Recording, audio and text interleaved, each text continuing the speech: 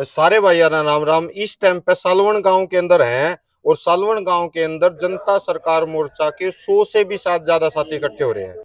साथी क्यों इकट्ठे हो रहे हैं? क्योंकि इनका ऐसा मानना है कि बैंक ने हमारे को जो लोन दिया है वो जिस डिजिट में दिया है, उन्होंने हमारे को जो है करेंसी में नहीं दिया, डिजिट में दिया, तो उन्होंने हमारे साथ फ्रॉड किया। और दूसरा वो जो हमारे को नोट दे रहे हैं वो भी एक बहुत बड़ा फ्रॉड है। और इससे अलग उनके बहुत सारे सवाल जवाब हुए। अभी वो यहाँ पे एक बैंक में भी गए थे, तो हमारे को जैसे ही इस बात का पता चला हम यहाँ पे आए। अभी यहाँ पे आप मेरे पीछे देख रहे हैं गाड़ियों की एक लंबी कतार है, तो 100 से भी ज्यादा साथी यहाँ पे इकट्ठे हैं। क्या इनका मसला है, क्या कुछ बात है, उन सारी चीजों के बारे में भी यहाँ पे जानेंगे। अभी अंदर चलते हैं और इन सभी साथियों से इस बारे में बात करते हैं कि असली मसला है क्या।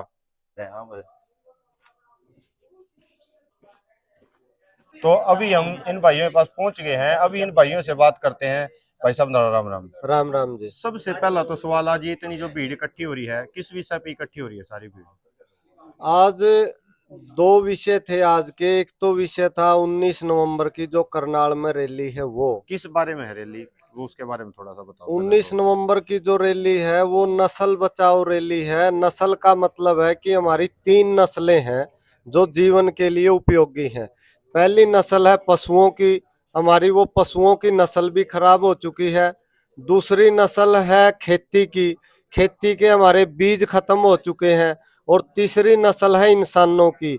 आज सरकार का आंकड़ा है कि आज मेरे देश का 40% युवा नपुंसक हो चुका है। तो ये जो नस्ल ही नहीं होंगी तो कोई भी देश आगे नहीं चल पाएगा।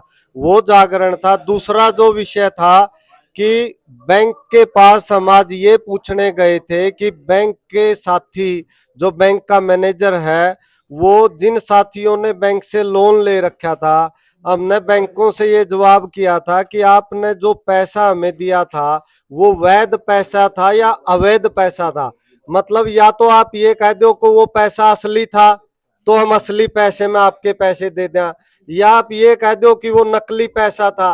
कोई चीज तो हम न बताओगे। दूसरा हमने बैंक से ये पूछा था कि भाई जब आपने हमें लोन दिया तो पूरी कागजी कार्रवाई पूरी करके लोन दिया था। बिल्कुल। चाहे हमारे खेत गिरवी रखे हैं, चाहे मकान गिरवी रखे हैं, या बिजनेस के विरुद्ध लोन दिया था। तो हमने बैंक से ये पूछा कि भाई हमारे कुछ प्रश्न है, जवाब है, इनका जवाब दे दो ताकि हम तुम्हारा पैसा दे सका। तो ना तो बैंक उन प्रश्नों का जवाब दे रहा है, ना पुलिस बैंक के खिलाफ एफआईआर कर रही है। तो हम कुछ साथी यहाँ सालवन गांव की पीएनबी ब्रांच में गए थे, तो मैनेजर ने हाथ खड़े कर दिए कि मेरी कोई औकात नहीं है मैं आपके जवाब दे सकूं। क्या क्या सवाल थे, थोड़ा डिटेल में बताओगे एक बार? वो सवाल ये थे कि हमने मैनेजर से ये पूछा था कि भाई कोई भी चीज जहां से पैदा होती है ना, उसका कोई ना कोई आधार होता है। जैसे बच्चा पैदा होता है तो माँ और बाप का दोनों के माध्यम से बच्चा पैदा होता है, ऐसे बच्चा पैदा नहीं हो सकता। तो आज जो हम ये करेंसी, रसीद, नोट जो चलन में है, हमने ये पता लगा कि ये करेंसी कहीं से तो पैदा हुई होगी। भाई 100 वर्ष, 200 वर्ष, 300 वर्ष, यदि उस करेंसी का आधार था तो वो आधार हमने पता लग गया।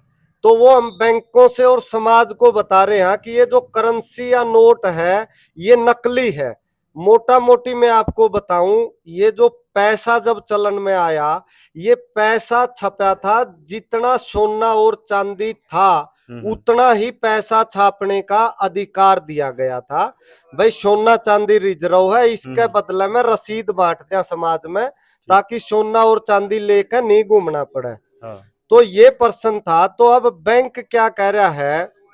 दूसरी बात हमने बैंक से क्या पूछी, मतलब आपको रिटर्न में भी हम दे देंगे। दूसरा हमने ये कहा कि ये जो आरबीआई है, ये आरबीआई हमें ये बताया गया है कि ये सरकारी संस्था है। लेकिन हमने ये पता लगा है कि ये सरकारी संस्था नहीं है, ये प्राइवेट संस्था है। आरबीआई प्राइवेट संस्था है, भारत सरकार की ये बैंक नहीं है। अच्छा जी। ये जब से हम आजाद हुए, ये इंग्लैंड की बैंक की एक शाखा है। जो जो देश उनके गुलाम थे उन्होंने हर उस देश में ये शाखा खोल रखी है। और जो सबसे बड़ा फ्रॉड अपने साथ हो रहा है, आज अपने देश की आरबीआई और प्रधानमंत्री ये बताता है कि 34 लाख करोड़ रुपए की करेंसी है। अब 34 लाख करोड़ रुपए की करेंसी है तो 34 लाख करोड़ रुपए का सोना भी होना चाहिए। बिल्कुल होना चाहिए। जब हमें ये आरबीआई से सरकार से पूछते हैं तो 34 लाख करोड़ रुपए की करेंसी है और हमारे पास जो सोना है वो 800 टन सोना है।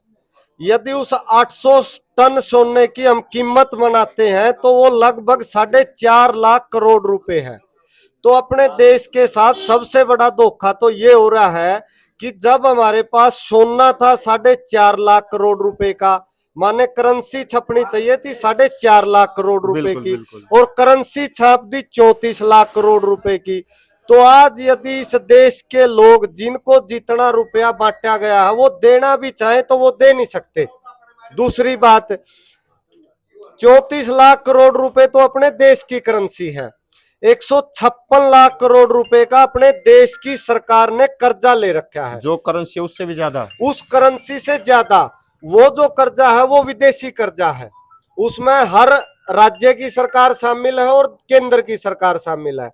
तो हम ये पूछ रहे हैं सरकार से, आरबीआई से, बैंक से कि इस देश की जनता को तुम ये तो बताओगे, भाई सबके तुमने खेत गिरवी रख लिए, सबके मकान गिरवी रख लिए, सबकी गाड़ी गिरवी रख ली।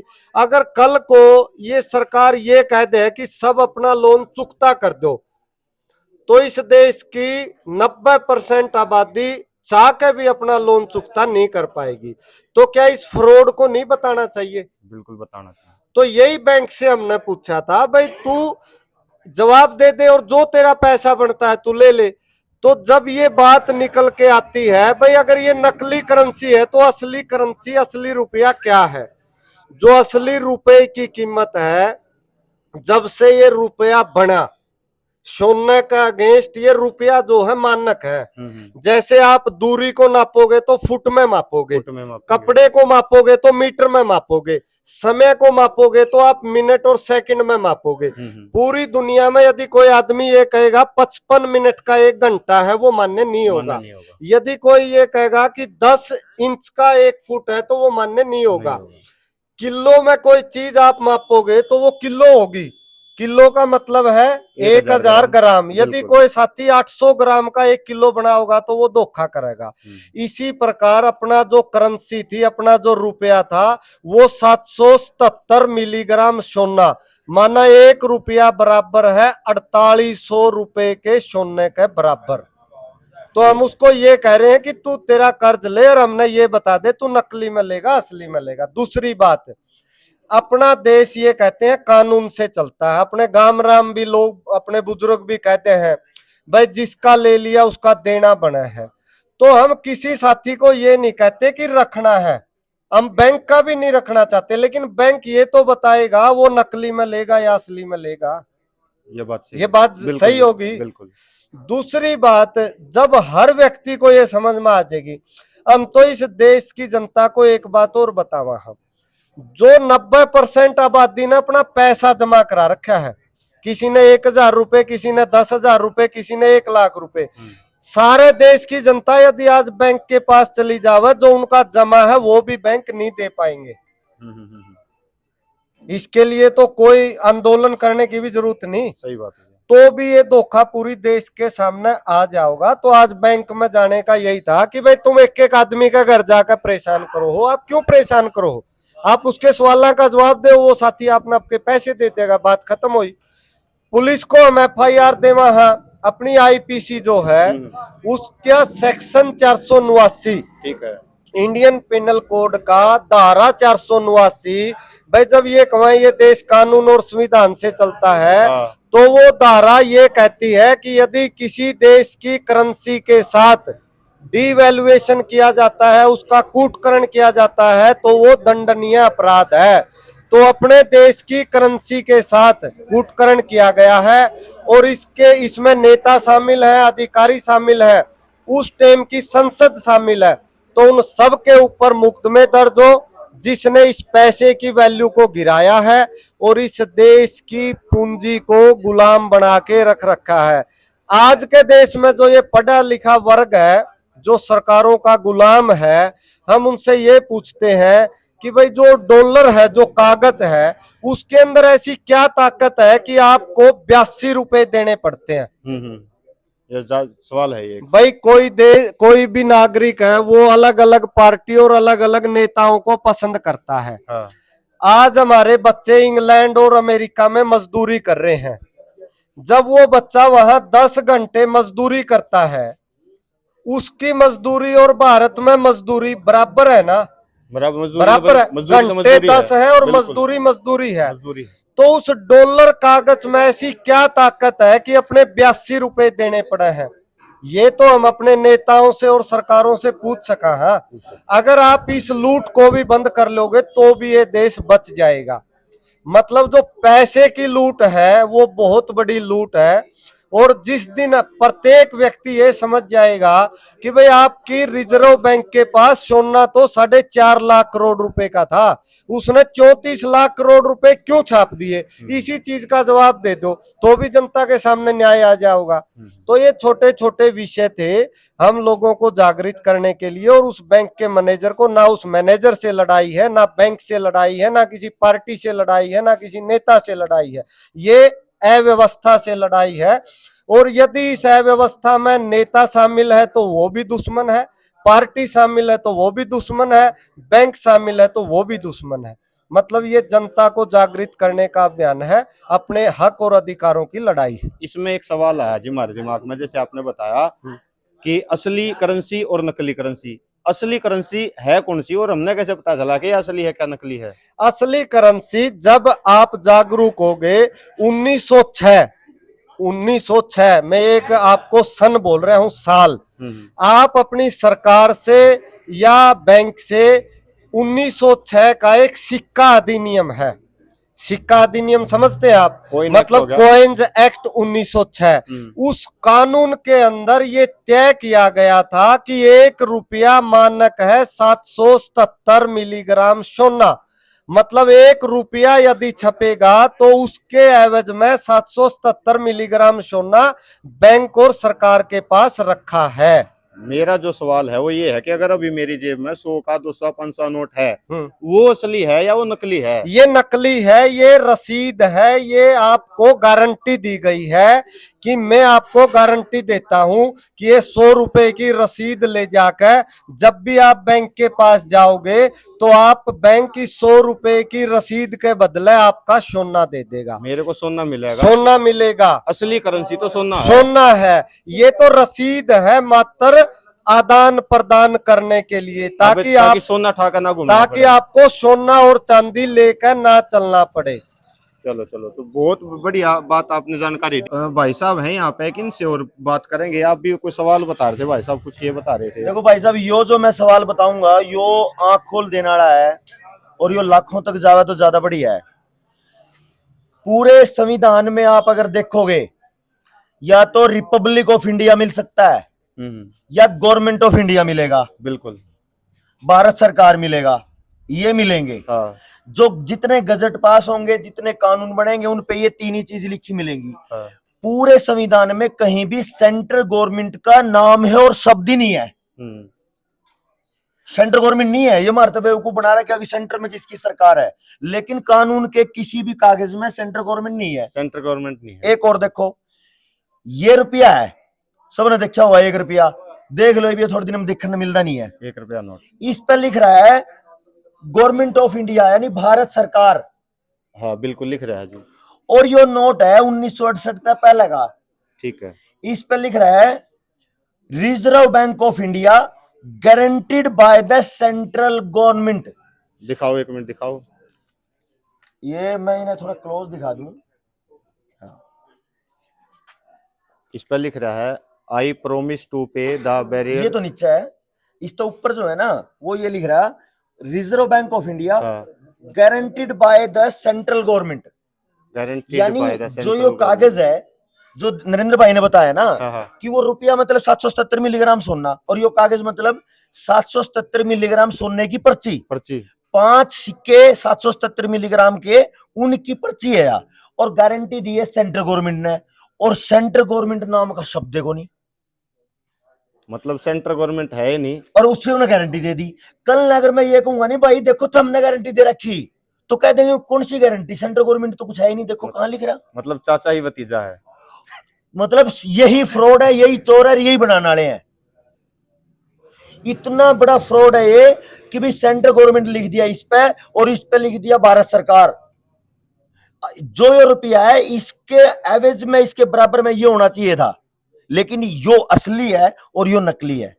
जब इसको हम बैंक में लेके जाएंगे या आरबीआई में लेके जाएंगे तो वो कहानी निकल के आती है जो नरेंद्र भाई ने कही कि 1 रुपया बराबर है 777 मिलीग्राम सोने का सिक्का या सोना, 24 कैरेट। ठीक ठीक ठीक।